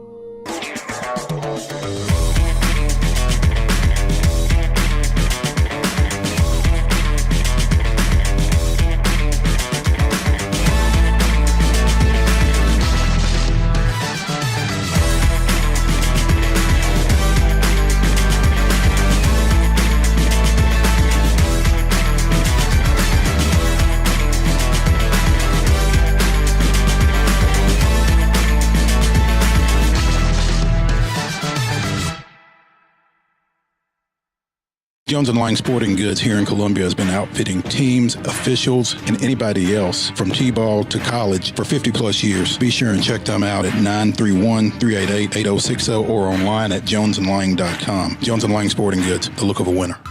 Piggly Wiggly, located in Neely's Mill Shopping Center, is Columbia's locally owned and operated Cost Plus 10 grocery store dedicated to serving the community with low prices and smiling faces.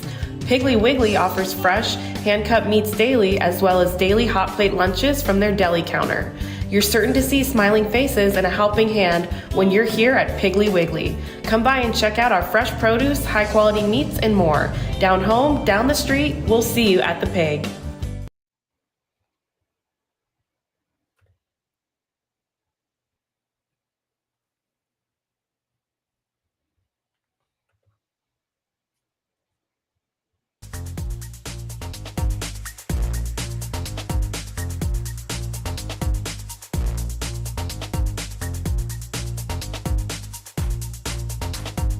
Welcome back into the Wild and Wacky Wednesday edition of Main Street Sports Today, presented by the Tennessee Orthopedic Alliance of Columbia.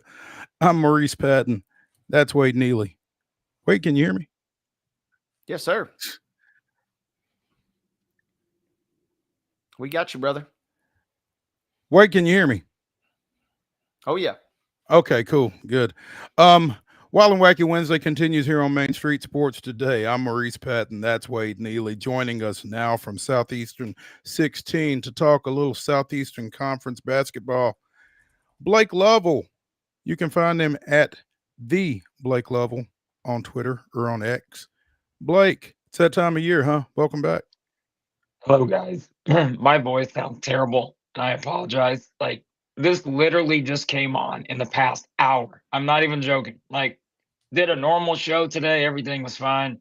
Last hour, it's just taken over. So that's how you know it's basketball season. I'm talking too much. So Is it allergies or what, man? it's allergies. It's exactly what it is. And it's just, I can't stand it because it's coming. You just know. I'm all right, I can feel this setting in, but is it going to happen before I do the show with you or after the show? I was banking on after the show. So I thought you were gonna say, Blake, that you were cheering your head off last night as Florida International beat Western Kentucky, but I guess it's allergy related. So we applaud you for battling through it. Big money on that game, and I was cheering a little too loud. So yeah. I'll do my best. Understood. Hey, I guess Media Day festivities have wrapped up or are close to wrapping up with the Yeah. SEC down in Birmingham. Did you see anything? Did you hear anything unexpected out of the? Not really. We had a chance to talk to quite a few coaches this offseason, and it's kind of one of those things where I'm like, you're only going to hear so much, right? I mean, you may get a John Calipari clip here or there where you're just like, oh yeah, well that's Cal being Cal, but I don't know there was anything that I just looked at and said, oh yeah, that's exactly, maybe the opposite of what I thought, right? And so it went about as expected. I think it's always interesting in this era. I mean, everybody's got a new team, right? And I think that's the thing is like you kind of hear that from coaches. It's just like, hey, here's what I think we got, but I don't know until we actually get them out there and play somebody else because so many of these guys are new. And you've got situations like at Auburn, like we talked about, where it's, you got a new coach, you got kind of a unique situation there. Sean Miller takes over at Texas. And stuff like that. A&M, Bucky's there now. And so you've got some of that, but I think this is, the way it's setting up, it's another year where the SEC should, I think the very worst, probably get 10 plus teams in the NCAA tournament. Maybe 12 is kind of the baseline you set it at. So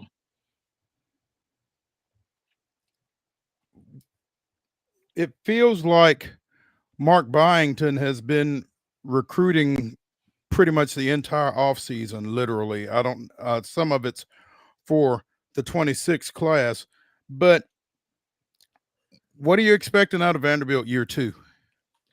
So Vanderbilt is the team that, you always pick one each summer. You're like, who's the team that you're all in on and you're gonna, think's gonna be the surprise of the league.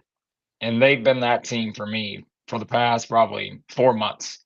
I think as he talked about this week, they've got much more size. They needed more size at all positions, not just in the front court, but they needed at all positions.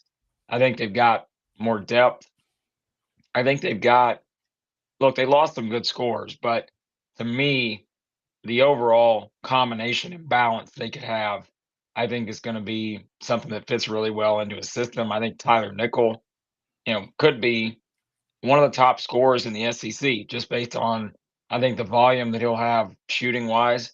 Um, they're one of the deepest teams in the league, and I think that's going to help him. So I wasn't surprised to see him picked 11th in the conference, but I think they've got top 5, 6 upside. And I don't know that I would say that about the teams that were picked around them, like a Mississippi State, Oklahoma, teams like that. But I think Vanderbilt has that, and I think it's going to go much better than people think if they're just looking at the preseason poll because I just think they're built like a team that can win a lot of games in this league. So.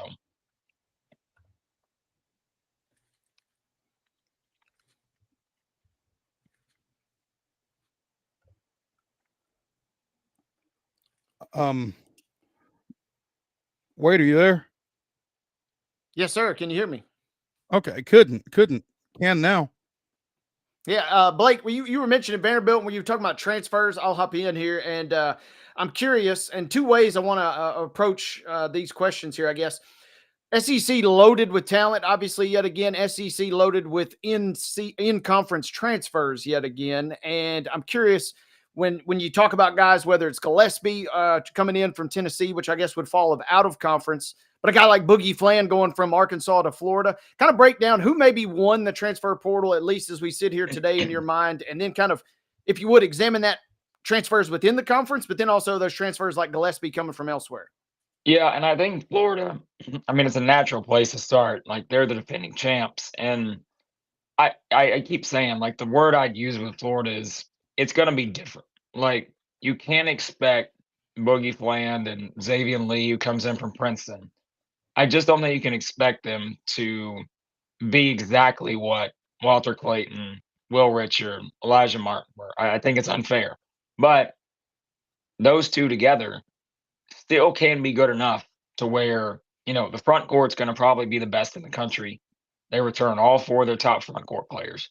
And so, Boogie Flan has the chance to be the SEC Player of the Year. And, the same probably goes for Jacoby Gillespie at Tennessee.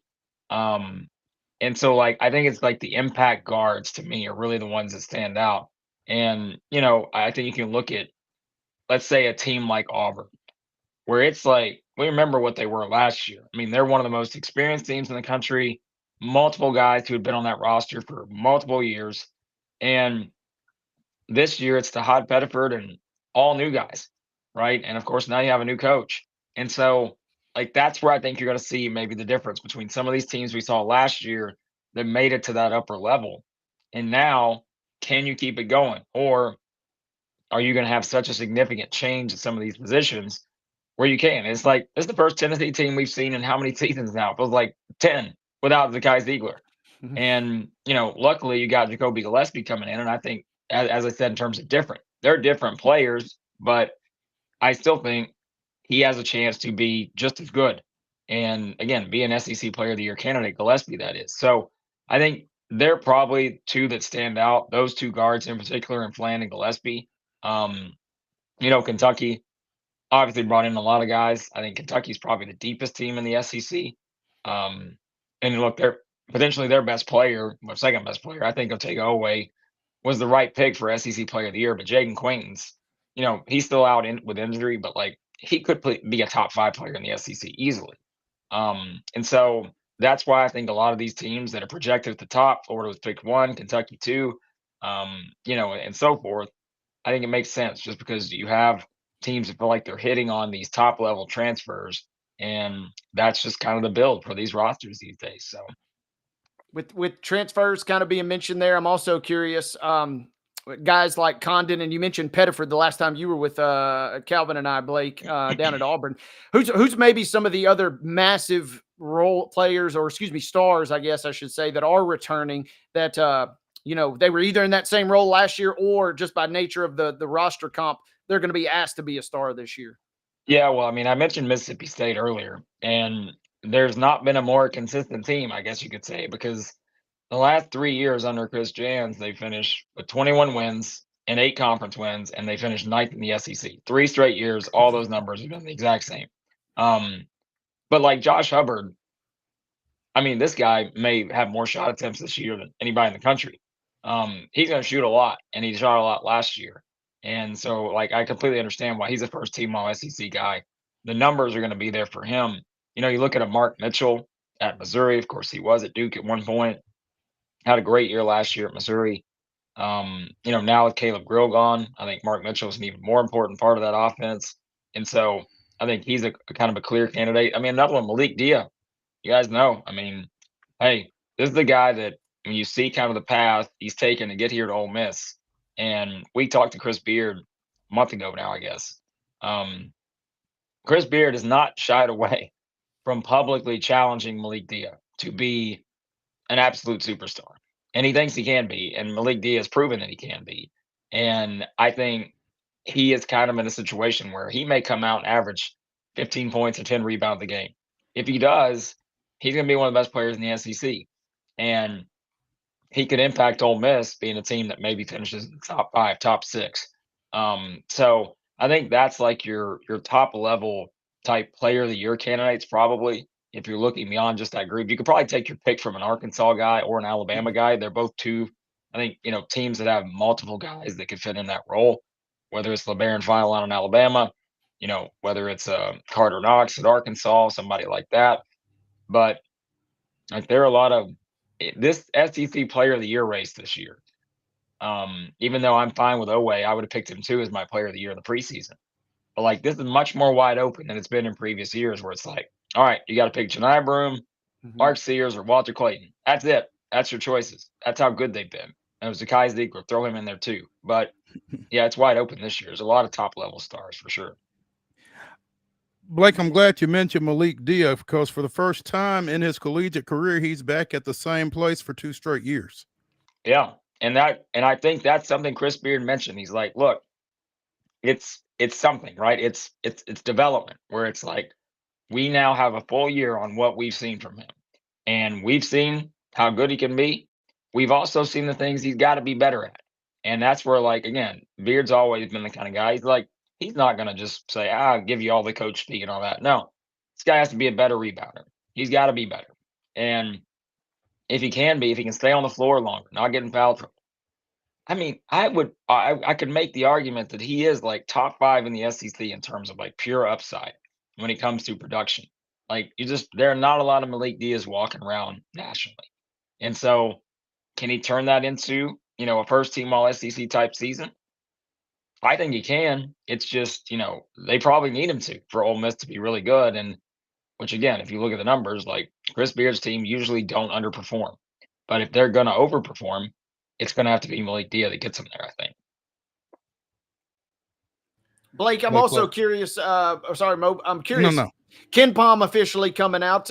First of all, Blake, how in the world does Ken Palm set the ratings without having seen any of these teams? But more importantly, 9 out of the top 30 are coming from the SEC. We talked so much last year about kind of a historical league in terms of production offensively and defensively. Will they get close or even remotely close to matching that this year in your mind? And I'm also just curious your overall kind of Ken Palm thoughts as those dropped earlier this week. I don't love the preseason data and rankings that we see out there just because, like you said, a lot of it, yes, is tied into projections on past numbers and all that. But when you have so many moving pieces now, I'm like, I don't know how you accurately gauge that. Which is why you're going to see, Vanderbilt was the big surprise of the Ken Palm rankings, which I was okay with because I'm like, hey, I've been hyping them up. You're telling me they're 4th in the SEC and a top 20 team. I'll take it. But I don't know how he got there. I don't know how the numbers made it to that point. Because you can look at the SEC. I think there is 7 or 8 teams he has projected to go 9-9 in the SEC. So that tells you, hey, that's not going to happen for starters. But it also tells you that clearly there's not a lot of separation between these teams. And so if you look at it from that perspective, I think, can the SEC match what it did last year? My answer is no. I don't think it can. I think it took a lot of good bounces going the SEC's way last year, especially in non-conference play. What was it? 185-23 was the SEC's non-conference record. And there were a lot of one-possession games in there in that 185. And so it's like you're going to lose some of those games you did not lose last year. No matter how strong these teams are, it's just going to happen. And so we always say the NCAA tournament resume is not really made in the season in terms of your conference season. It's made in the non-conference. That's where you really determine what your upside is in terms of seeding and all that. So I think the SEC will be really good, but I think maybe 11 or 12 is more realistic than 14 this year. When you look at those rankings, and also, take your other sets of data. We obviously will talk a lot about Houston. Purdue is certainly going to be a major, major player. It feels like with Smith coming back for yet another season. But I'm curious, who else maybe outside the SEC or what we would consider real bona fide players to maybe cut down the nets in your mind this year? Yeah, you said it. I think Houston, Purdue, and Duke are probably a top 3 for a lot of people. It's a combination of experience and, just overall depth and coaching, I think is probably what you're looking at with those teams. UConn will probably be back to the UConn that we're used to seeing a couple years ago that won back-to-back titles. They're not going to be the 8 or 9 seed, whatever they were last year. I think this team is much closer to national championship level. And I think after that, you have a bit of a drop-off in terms of like your national title contenders. Not to say that, let's say teams like, Illinois, Texas Tech, even Louisville. Louisville is going to be outstanding. And so like teams like that, I think there's a clear group at the top. And I think it does start with Houston, Purdue, Duke, Florida. I think Kentucky's in there, UConn, as I mentioned.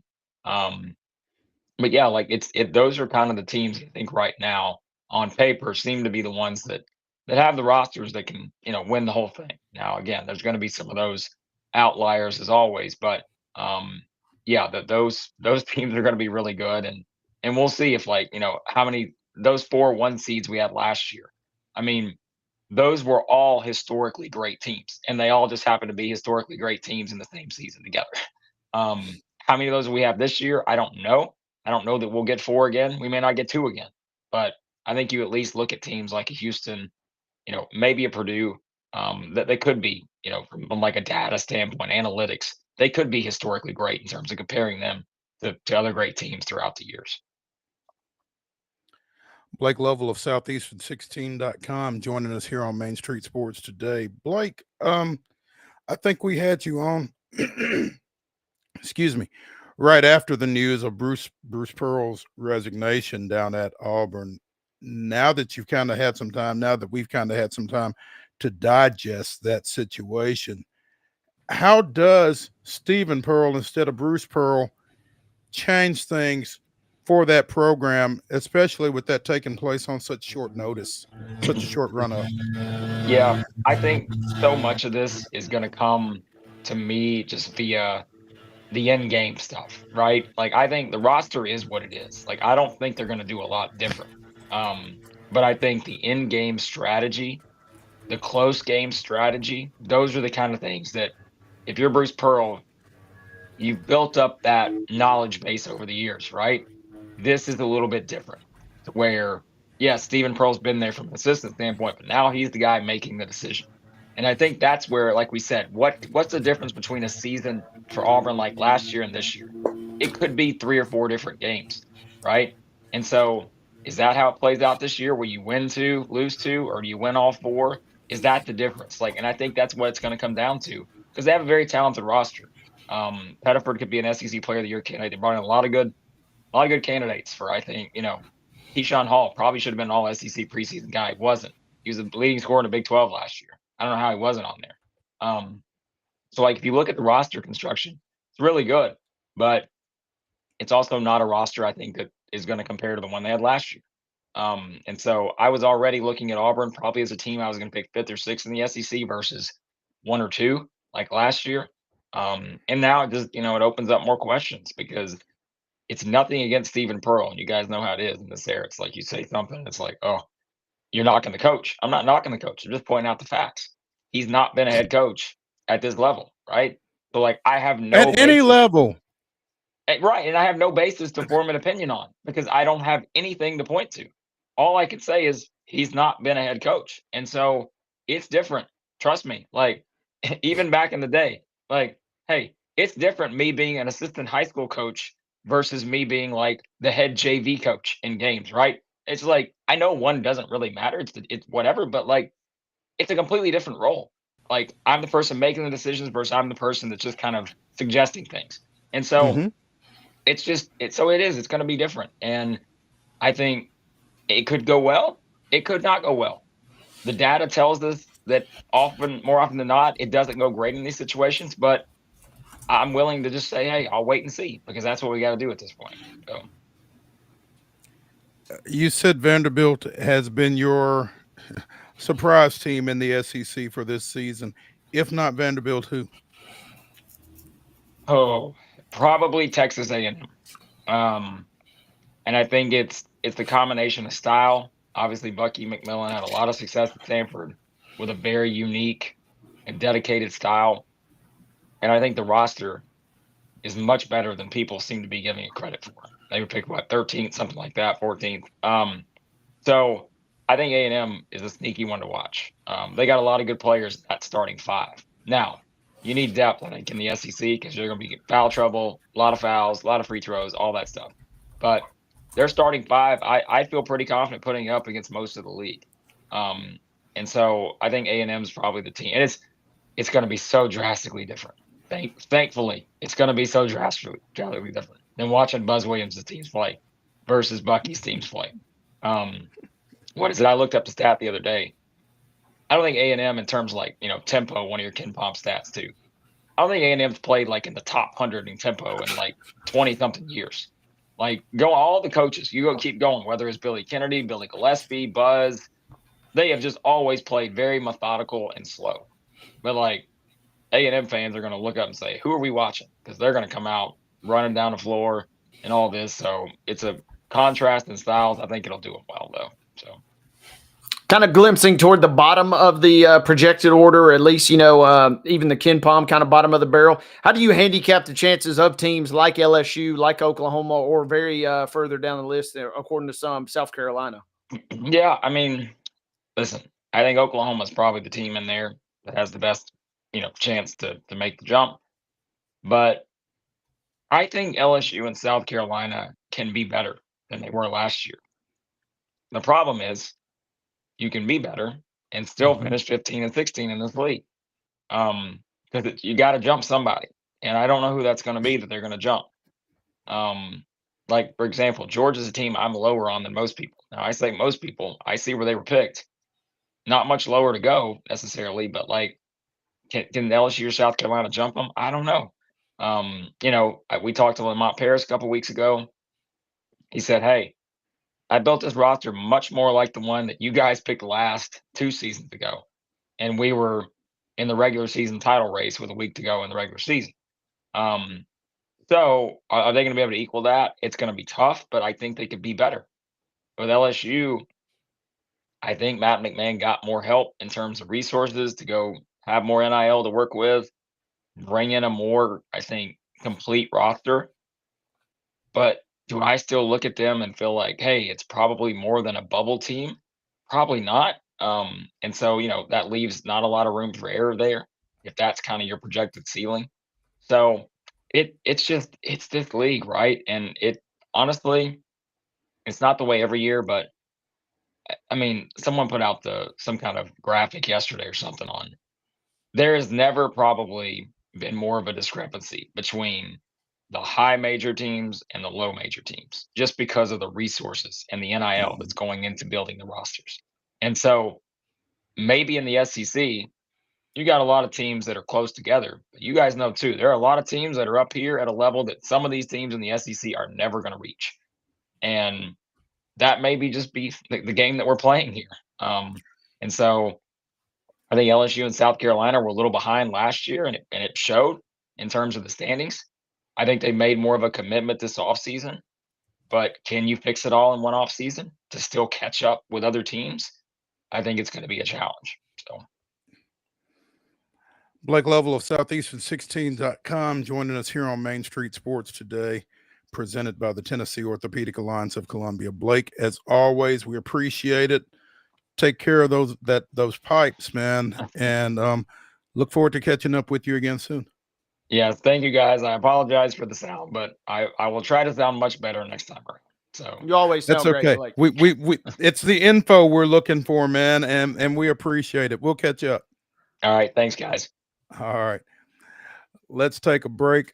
Let's come back for our final segment here on Wild and Wacky Wednesday on Main Street Sports today, presented by TOA of Columbia. That means it's time for Wild and Wacky Wednesday. Wade and I will bring you the weirdest, wildest, and wackiest news from across the globe. Stick around.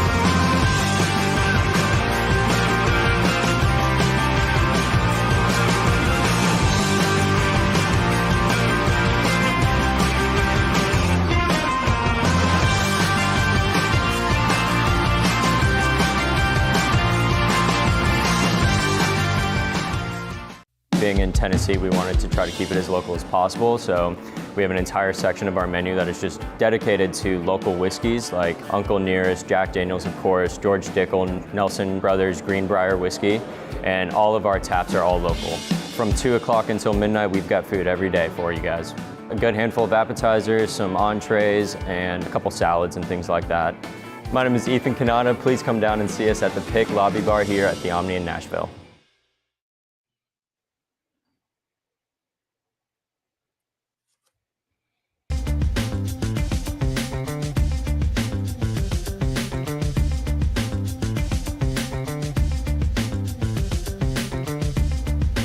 It's the final segment of Wild and Wacky Wednesday here on Main Street Sports Today, presented by the Tennessee Orthopedic Alliance of Columbia. That's Wade Neely. I'm Maurice Peck. Wild and Wacky Wednesday, the weirdest, wildest, wackiest news from across the globe. Let's start in sports. Earlier this week in London, the International Tennis Integrity Agency, Giancarlo Oliveira from Venezuela, in January after a positive test in November 24.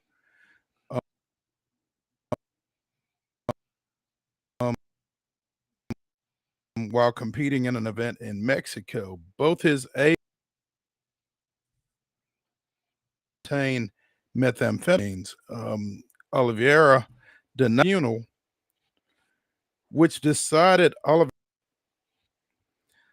received credit for the time served from his pension, will be eligible to compete again in January of 2029.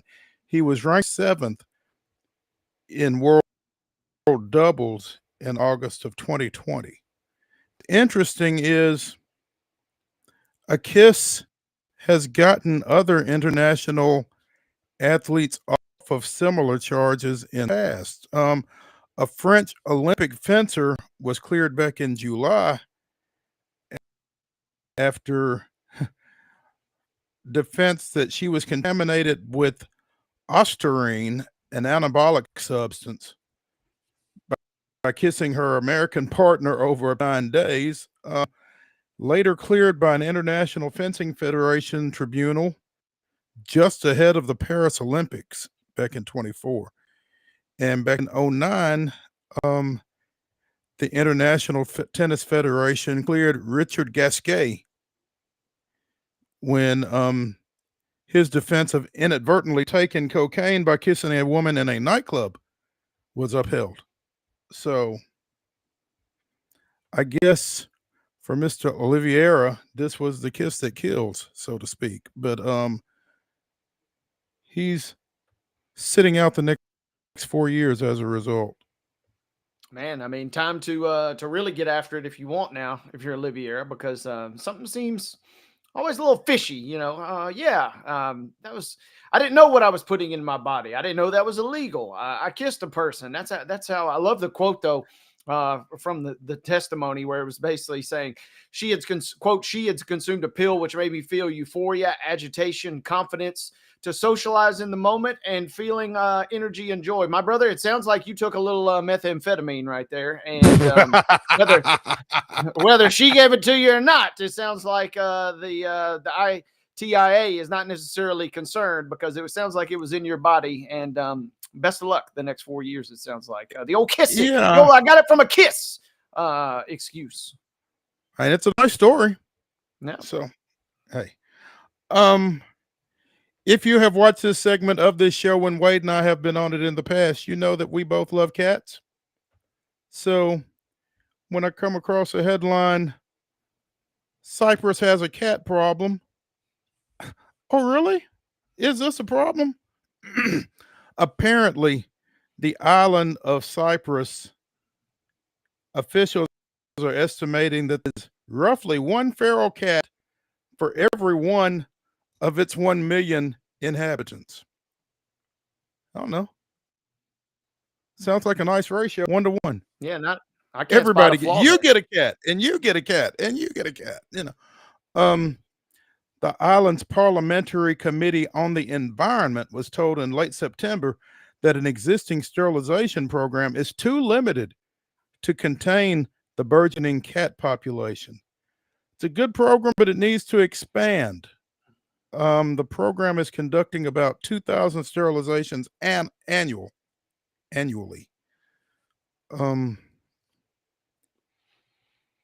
The cat population is exceptionally large relative to its human inhabitants, officials are saying. Um, I don't know what you do about that though. For one thing, I mean, I guess if you're looking for a cat, just go over to Cyprus. They got plenty for you. Yeah, they can hook you up. And Mo, this makes me think we could have used some of them. I mentioned, we were out west this week. In a 30-minute span, I saw a tarantula and a rattlesnake, and there was cats close to the ranch where we were staying, and could have used a few more cats to take care of some of that wildlife. Don't get rid of the Cypress cats because bad things and bad critters will pop up. Is what I take away from this. That's what I take away from it as well. Yeah, because I mean, they might have a cat problem, and I'm not sure that's a problem. But Oh. I ain't heard about tarantulas or rattlesnakes in Cyprus. So hey, there you go. Speaking of cats, Francine is back at the Lowe's truck stop in Richmond, Virginia, and at one point, this was a problem because apparently Francine hitched a ride in a trailer and wound up at another Lowe's about an hour and a half away. Wound up at the company's distribution in Garysburg, North Carolina. A couple of employees from the Richmond Lowe's went down and picked Francine up. She's back, and everybody's happy.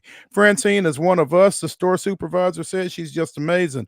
What she means here to the store and the employees, you really can't imagine the outpouring that the employees and also the customers give her daily. Isn't she a cutie? Yeah. Give us Francine some heartbeat. major love right there. And the collar is on point.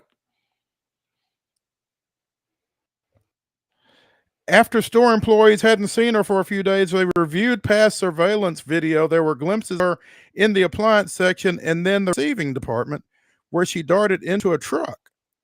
An overnight manager is seen shutting the truck door, and off it went to Garysburg, about 85 miles to the south of Richmond. So again, they got to the distribution center. She came off the truck. They found her. They went and got her. They brought her back, and Francine is back in familiar surroundings. Hell yeah. Great story, great ending for all involved, including Francine. Things went better for Francine than they possibly did for Wendy out in California, who decided to help with dinner at her home one night. Security camera stills Wendy dropping a dead mouse into a pot on the stove.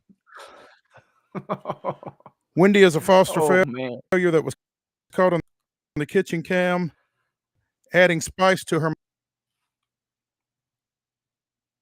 mom's dinner. Yeah. You're cooking, you might want to put lids on stuff. Just a thought. Yeah. Be careful when cooking. As you can guess, it was takeout for dinner. Yeah. That. Oh yeah. That's that ain't great. Finally, it's not a cat, but a bear wandered into a grocery store in southern Arizona, walked around for a few minutes, didn't bother anything or anyone, turned around and walked out. On Monday, a bear surprised shoppers at a southern Arizona grocery store, walked through the front door, ran around inside for a few minutes, exited the building. Just looking. Can I help you? No, thanks. I'm just looking. I love it. And it's southern Arizona, not Gatlinburg, for all the fall breakers that were descending this week. So be careful up there too. But even in southern Arizona, sounds like you got to be careful when you're going out for the grocer. Yeah. I think you just got to give the bear a wide berth when that's the case. It just ran around. I don't think it did any damage to the spokesperson for the local police department. Do any damage in the grocery store. I'm not sure what it did to the customers. So, yeah.